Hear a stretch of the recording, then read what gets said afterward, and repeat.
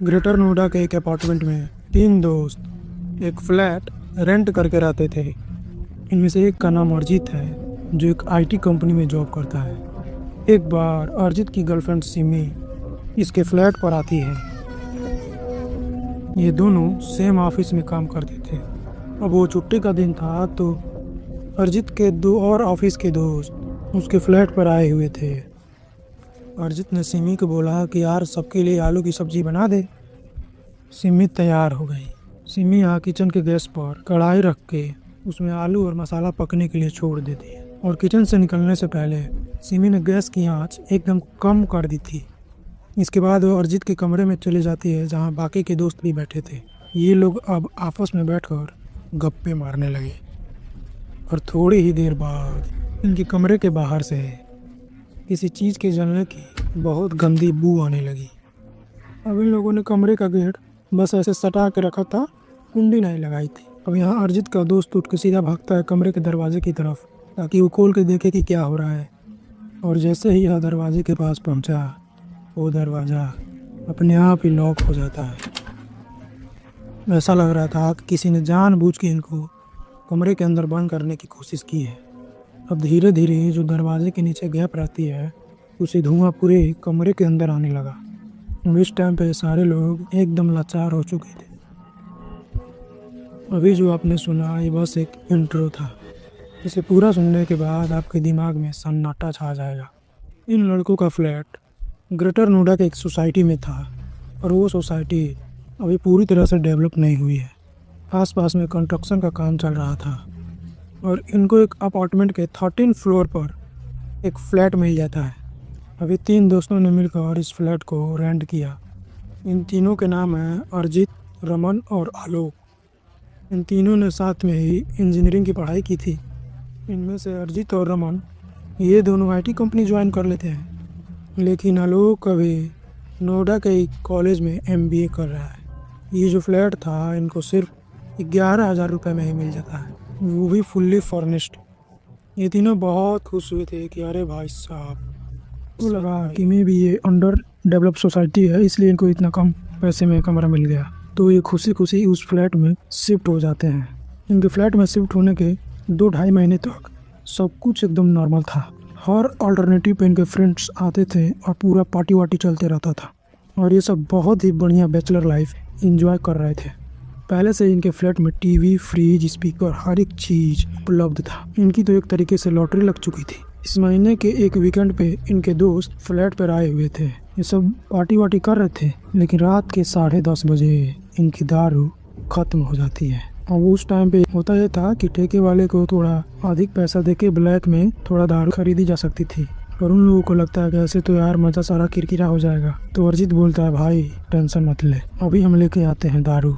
अब जैसे कि मैंने बताया कि ये एरिया अभी अनडेवलप्ड था, बहुत ज़्यादा चहल पहल नहीं होती थी इस जगह पे। ऐसे में इसका दोस्त आलोक बोलता है कि सुन, मैं भी चलूँगा, ऐसे अकेले में जाना ठीक नहीं है। अब उस दौरान ठंड भी बहुत हो रही थी, तो ये लोग अपने फ्लैट से निकलकर सर्विस रोड पे धीरे धीरे राइड करते हुए ठेके की तरफ बढ़ने लगते हैं। अरिजीत यहाँ मोटरसाइकिल चला रहा था तो पीछे बैठा आलोक बोलता है कि भाई थोड़ा तेज चलाना, दुकान बंद हो जाएगा तब पहुँचेगा क्या तू। अब अरिजीत ने अपनी बाइक की स्पीड बढ़ा दी और कुछ सेकंड ही राइड करने के बाद अरिजीत को रोड के बीचों बीच एक खड़ी औरत दिखाई देती है। इस समय अरिजीत की मोटरसाइकिल अच्छी खासी स्पीड पे थी। अब जैसे इसने औरत को देखा, ये उसे बचाने के चक्कर में लेफ्ट टर्न लेता है। अब ये लेफ्ट टर्न लेने के दौरान इनके मोटरसाइकिल का बैलेंस बिगड़ जाता है और अरिजीत ने अपनी बाइक सीधा एक पेड़ में जाके मार दी। इन दोनों का बहुत ही बुरा एक्सीडेंट हो चुका था। अरिजीत का जो कॉलर बोन है वो टूट जाता है और जो आलोक लड़का पीछे बैठा है उसके पैर में एक माइनर फ्रैक्चर आ जाता है। पर यहाँ अरिजीत की सिचुएशन बहुत ही ख़राब थी। उसका कॉलर बोन लिटरली टूट के ऊपर उठ चुका था। अभी अपने दोस्तों को फ़ोन करके बुलाते हैं कि भाई ऐसा ऐसा हो गया हमारे साथ। तो इसके दोस्त पहुँचे और इन दोनों को उठाकर हॉस्पिटल में एडमिट किया। जो भी प्लास्टर और सर्जरी होनी थी वो होने के बाद जब ये वापस घर आए तब अरिजीत बोलता है कि भाई मैंने ना बीच रोड पे एक औरत को देखा था और उसे बचाने के चक्कर में ये एक्सीडेंट हुआ। लेकिन आलोक ने बोला, भाई मुझे तो कोई ऐसी औरत दिखाई नहीं दी। तब इसके बाकी दोस्तों ने बोला कि भाई अरिजीत तू नशे में होगा इसीलिए तुझे ऐसा दिखाई दिया होगा। और इन लोगों ने अरिजीत के बात को वहीं दफन कर दिया। और ऐसे ही कुछ महीने अरिजीत अपने फ्लैट पे पड़ा रहता था और उसके दोस्त उसका ध्यान रखते थे। धीरे धीरे अरिजीत की रिकवरी तो हो रही थी, लेकिन ये बात उसे खाई जा रही थी अंदर ही अंदर कि यार मैंने तो उस औरत को देखा था। लेकिन जितनी बार भी अपने दोस्तों को ये बात बताने की कोशिश करता है, इसे मजाक में टाल दिया जाता है। अब इस दौरान जो अरिजीत की गर्लफ्रेंड थी वो भी इसका बहुत ध्यान रखती थी। और कुछ ही समय बाद समय अपना रुख बदलता है और लग जाता है कोविड का लॉकडाउन। मार्च का महीना चल रहा था और लॉकडाउन होने से पहले ये तीनों अपने घर नहीं जा पाए। इन सभी ने डिसाइड किया कि ये लॉकडाउन हम सभी अपने फ्लैट में ही निकालेंगे। अब जो अरिजीत की गर्लफ्रेंड थी वो अपने दोस्तों के साथ उसी सोसाइटी में रहती थी जहाँ पे अरिजीत रहता था। और जो इनके 2-4 दोस्त थे वो सेम सोसाइटी में लेकिन अलग अपार्टमेंट में रहते। तो इन सब ने डिसाइड किया कि अगर हम सब लोग एक साथ रहेंगे तो कोई दिक्कत आएगी नहीं, ये लॉकडाउन झेल लेंगे हम लोग। अब देखो लॉकडाउन के समय तो इनको कहीं आना जाना होता तो था नहीं, ये लोग अपना मैक्सिमम टाइम उसी फ्लैट के अंदर स्पेंड करने लगे। लेकिन 10 दिन बीतने के बाद इनको अपने ही फ्लैट के अंदर किसी के होने की प्रेजेंस फील होने लगी। लेकिन कोई भी इस चीज़ को एक्सप्लेन नहीं कर पा रहा था क्योंकि इन्हें कुछ दिखाई नहीं दे रहा था। बस एक अलग से हैवीनेस होती थी इनके फ्लैट के अंदर। इन तीनों को ऐसा लगता था कि इनकी बातें कोई चौथा भी सुन रहा है। और जैसे ही लॉकडाउन थोड़ा थोड़ा ख़त्म होने लगा, इनके जो दोस्त थे कॉलेज के और ऑफिस के, सब लोग इनके फ्लैट पर आने जाने लगे। बहुत बार जो इनकी गर्लफ्रेंड्स थी वो इनके फ्लैट पे आकर रहा करती थी। लेकिन जो इनके दोस्त थे जो इनके फ्लैट पर आते थे, उन लोगों को भी अब थोड़ा थोड़ा एहसास होने लगा कि भाई कुछ तो है इस घर में। इसी दौरान ये तीनों खाना वाना खा के अपने अपने रूम में सोए हुए थे और जो इनकी फ्रेंड्स और गर्लफ्रेंड्स थी वो उस दिन इनके पास नहीं आई थी। ये तीनों ही फ्लैट में अकेले थे।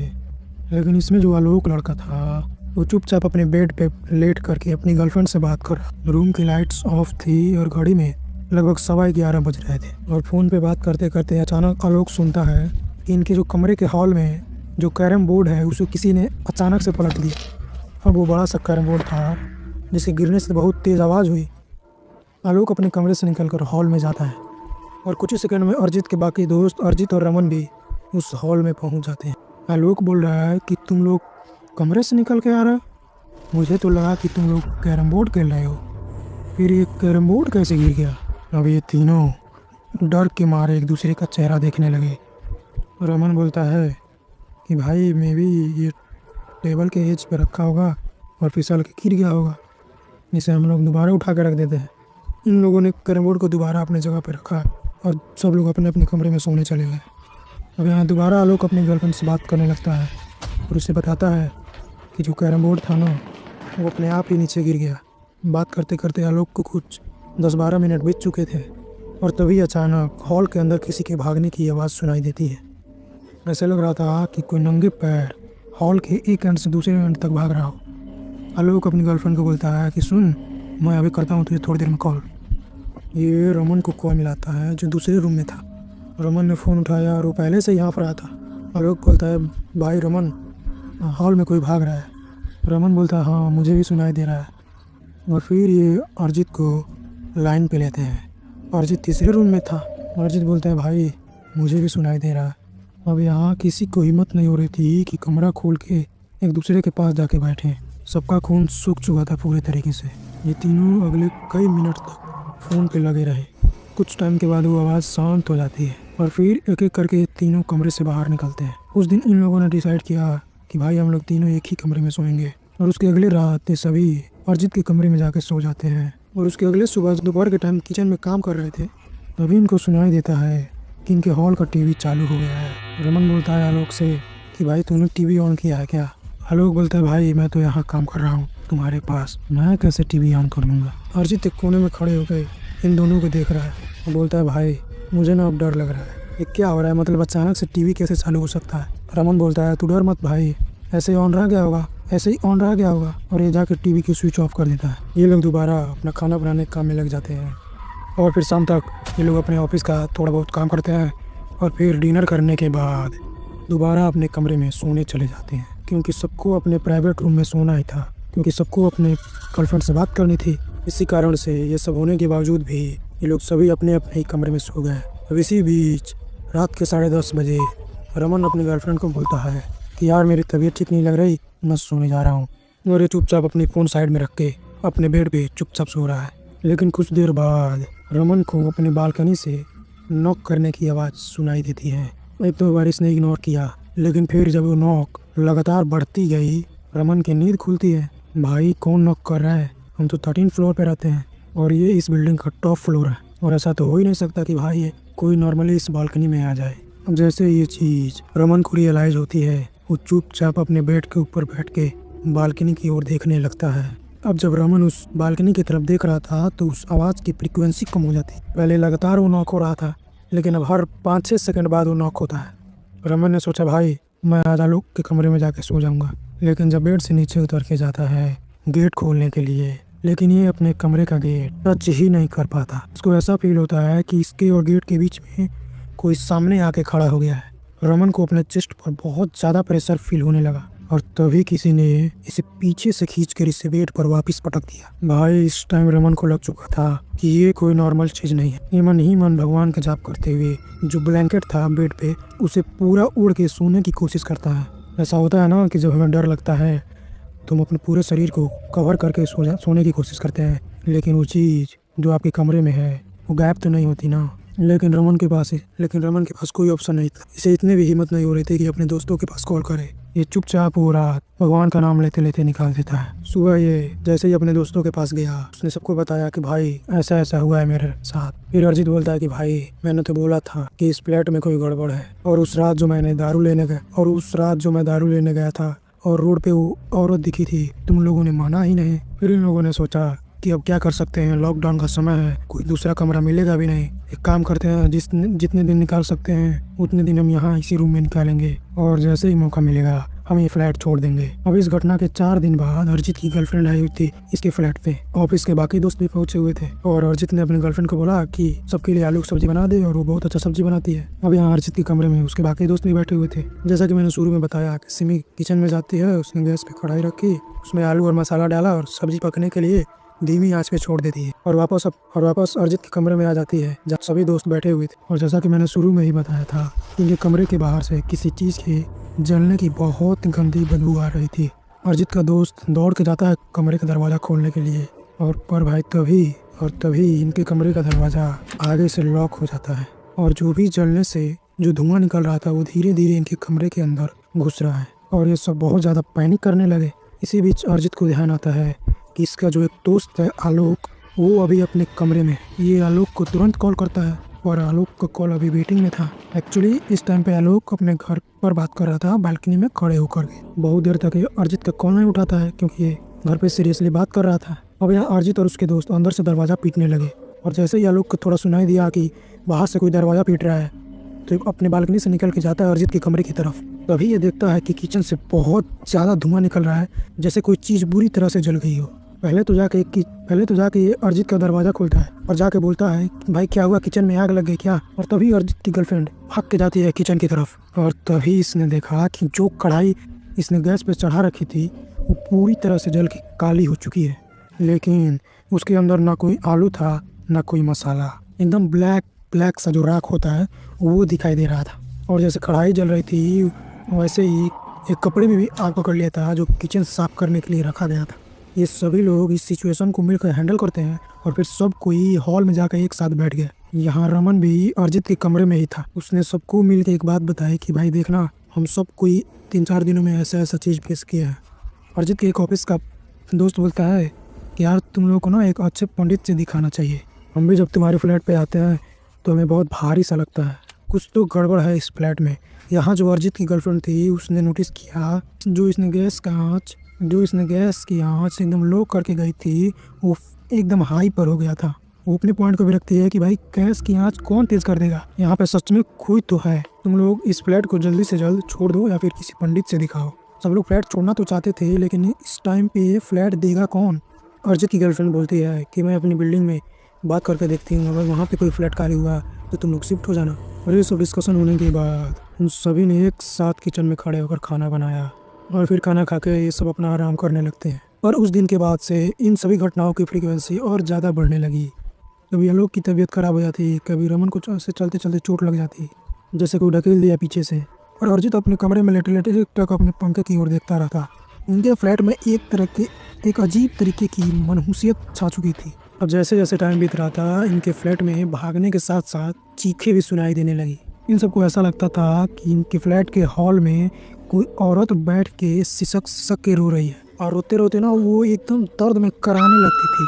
और ये सब जब कमरा खोल के बाहर जाकर देखते थे तो भाई कोई भी नहीं होता था। अब ये सब करते कराते जुलाई का महीना आ जाता है, और जब भी अरिजीत की गर्लफ्रेंड इनके फ्लैट पर आती तो इन सब की बकचक शुरू हो जाती। और जो अरिजीत के दोस्त थे आलोक और रमन, ये दोनों अरिजीत और उसकी गर्लफ्रेंड के बीच लड़ाई सुलझाने में बिजी हो जाते थे। और समय के साथ लड़ाई इतनी खतरनाक हो गई कि अब ये दोनों ना अरिजीत से कट के रहने लगे। और इसी में एक दिन अरिजीत की गर्लफ्रेंड आई हुई थी, और ये दोनों अरिजीत और उसकी गर्लफ्रेंड बेड पे लेटे हुए थे। शाम के करीब 7:30 बज रहे थे, और इसी बीच अरिजीत को सपना आता है कि इसकी और इसकी गर्लफ्रेंड की बहुत ज़्यादा लड़ाई हो चुकी है। और गुस्से में आके अरिजीत एक बड़ा सा पत्थर उठाता है और पत्थर अपनी गर्लफ्रेंड के चेहरे पे मार देता है। और एक बार नहीं, लगातार उसके चेहरे पे मारे जा रहा है, और मार मार के उसने अपनी गर्लफ्रेंड का पूरा चेहरा ख़राब कर दिया। और उसके थोड़ी देर बाद उसकी गर्लफ्रेंड छटपटाते हुए मर जाती है। फिर अरिजीत देखता है कि इसने भी पंखे पे लटक के सुसाइड कर लिया है। और भाई ये चीज़ इसको हिट करती है और ये एकदम से छटपटा के उठता है, और ये फिर रिलैक्स होता है कि भाई ये तो सिर्फ एक सपना था। फिर ये देखता है कि इसकी गर्लफ्रेंड इसके बाजू में लेटी हुई है। फिर अरिजीत बताता है कि ये कोई सपना नहीं था, उसे रियलिटी में फील हो रहा है कि मैं ऐसा काम कर रहा हूँ। और फिर ये अपनी गर्लफ्रेंड को एकदम से उठाता है कि भाई कहीं सपने वाली बात तो सच तो नहीं हो गई, कहीं मेरी गर्लफ्रेंड मर तो नहीं गई। इसकी गर्लफ्रेंड भी उठती है और बोलती है क्या हो गया अरिजीत, ऐसे क्यों कर रहा है। अब यहाँ अरिजीत की गर्लफ्रेंड को समझ में आ गया था कि ये जो भी हम लोगों के बीच लड़ाई हो रही है ना, वो किसी नेगेटिव एनर्जी के प्रभाव से हो रही है। अब ये लोग बाकी दोस्तों को भी कन्विंस करती है कि फटाफट तुम लोग एक नया फ्लैट देखने की कोशिश करो, चलो मैं चलूँगी तुम्हारे साथ नया फ्लैट देखने के लिए। तो अब करीब 6 दिन तक ढूंढने के बाद इनको फाइनली एक फ़्लैट मिल जाता है। ये अपने ओनर को कॉल करके बताते हैं कि हम एक कमरा छोड़ रहे हैं। और जो इनकी ओनर थी फ्लैट की, वो ना कभी आज तक इनके फ्लैट पर आई ही नहीं थी। जो भी रेंट हुआ करता था ये लोग ऑनलाइन भेज देते थे, और जब भी ये कॉल करते थे अपने ओनर को तो बहुत प्यार से बात करती थी। और उस दिन भी उसने प्यार से ही बात किया था। उस दिन भी उसने बहुत प्यार से पूछा क्या हो गया, कोई दिक्कत आ रही है क्या फ्लैट में। लेकिन आलोक ने बोला नहीं, कुछ खास नहीं, हम लोग साथ में रह पाएंगे। इसने बहाना दिया और इसीलिए फ्लैट छोड़ रहे हैं। और ये तीनों अगले 2 दिन में दूसरे फ्लैट के अंदर शिफ्ट हो जाते हैं। अब ये लोग दूसरे जगह तो शिफ्ट हो चुके थे, लेकिन ये क्वेश्चन लगातार इनके दिमाग में ट्रिगर कर रहा है। नए फ्लैट में शिफ्ट होने के कुछ दिन बाद ये लोग दोबारा उस सोसाइटी में आते हैं। मैंने आपको बताया था कि उसी सोसाइटी के दूसरे अपार्टमेंट में अरिजीत की गर्लफ्रेंड और उसके ऑफिस के दोस्त रहते हैं। तो ये सब आए हुए थे अपने फ्रेंड से मिलने के लिए। अब ये लोग अपने फ्रेंड के साथ टाइम एक्सपेंड करने के बाद निकल रहे थे सोसाइटी से। तभी उन लोगों ने डिसाइड किया कि जो सोसाइटी का गार्ड है उससे हम लोग एक बार बातचीत करके देखते हैं। क्योंकि ये लोग जब उस फ्लैट में रहते थे तो गार्ड से पूछने की कोशिश की थी, लेकिन गार्ड साफ इस बात से मुकर गया था। वो मानता ही नहीं था। वो कहता था फ्लैट तो नॉर्मल है, इसमें पहले भी लोग रखे गए हैं। इन्होंने फोर्सली उस गार्ड से पूछा कि अगर कुछ ऐसा वैसा है तो बता दीजिए, हम कौन सा यहाँ पे रहते हैं। तब उस गार्ड ने बताया उस फ्लैट में एक कपल रहता था जो ओनर थे उस फ्लैट के। और कुछ टाइम बाद हस्बैंड को पता चलता है कि इसके वाइफ का कहीं अफेयर चल रहा है, और इसने इसके हस्बैंड के रहते हुए भी उस इंसान से शादी कर ली है। और जो उस हस्बैंड की वाइफ थी उसको शक हुआ इसके हस्बैंड का चक्कर मेरी बहन से चल रहा है, मतलब अपनी ही साली से इसका अफेयर है। अब इसी वजह से इन दोनों में बहुत ज़्यादा लड़ाई झगड़ा शुरू हो गया। कुछ समय बाद लड़की ने घर पे फ़ोन करके अपने भाई से बताया कि देखना ऐसे ऐसे लड़ाई हो गई और ऐसा लग रहा है कि मेरा हस्बैंड मुझे मार देगा, तो अगर तुम लोग फ़ोन करो और मैं फ़ोन ना उठाऊँ तो ज़रूर एक बार फ्लैट पे आकर चेक कर लेना। और उसके नेक्स्ट डे डिनर के टाइम फिर से इन दोनों के बीच बहस स्टार्ट हो जाती है।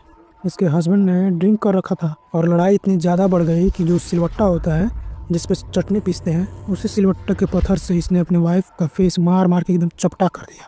ये सब कुछ उसके हॉल में हो रहा था, और कुछ समय बाद उसकी वाइफ छटपटा के एकदम से मर जाती है। और बाद में जो इसका हस्बैंड होता है उसने भी पंखे में लटक के अपनी जान दे दी। जब डिनर के बाद इनकी लड़ाई हो रही थी तो जो इनके पड़ोसी थे वो बार बार आके इनके गेट को नॉक कर रहे थे। बाद में पड़ोसियों ने पुलिस को बुलाया, तो पुलिस ने जो भी बॉडी था निकाला और जो भी इन्फेक्शन करना था वो किया। और उसके बाद से जो इस ओनर की बहन थी उसने इस फ्लैट का चार्ज अपने अंडर में ले लिया, और उसी औरत ने इन तीनों बैचलर को इस फ्लैट को सस्ते पैसे में दे दिया। और ये चीज़ ऑनलाइन भी पब्लिश हुआ था, जिसका स्क्रीनशॉट आप वीडियो के ऊपर देख सकते हैं।